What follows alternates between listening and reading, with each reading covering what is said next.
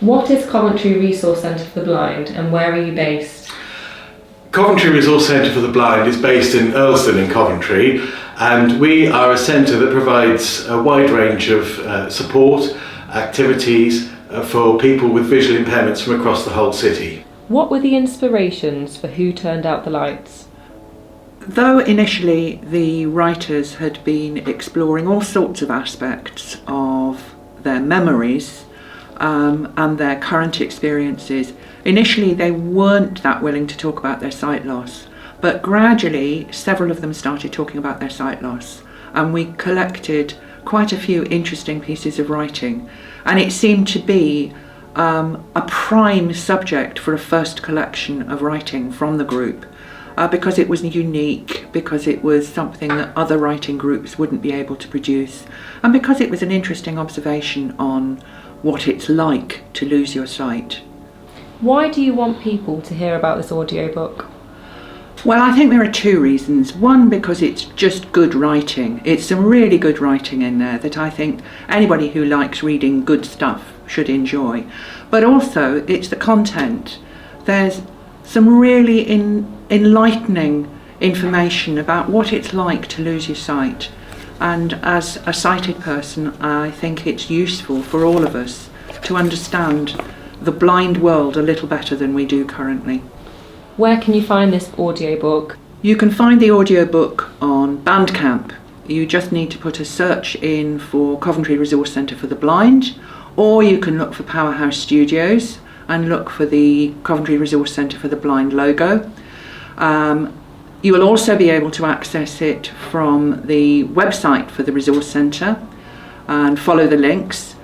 If you want a hard copy rather than downloading an online version, you can buy either a CD or a USB from the Resource Centre by coming in to reception.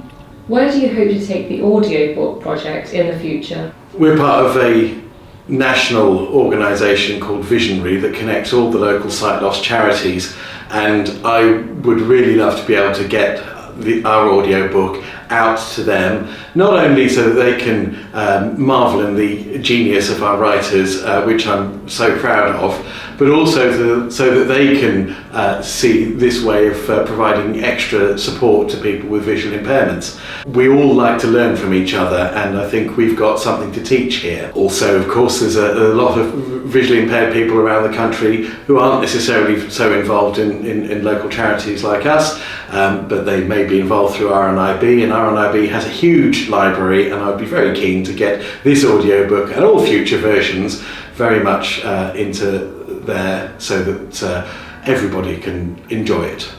What has been the effect on the writers and actors during the making of this audiobook? What we found was that the writers loved hearing their own work read by actors, because they didn't know what the work sounded like.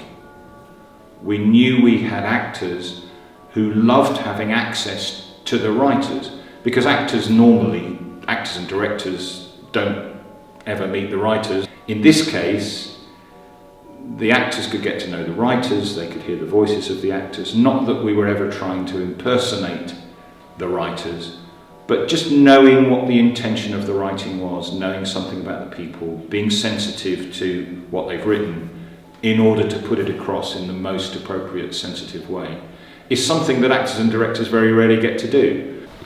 When will the audiobook be out? It's being launched on April the 6th, and I'm really excited about it.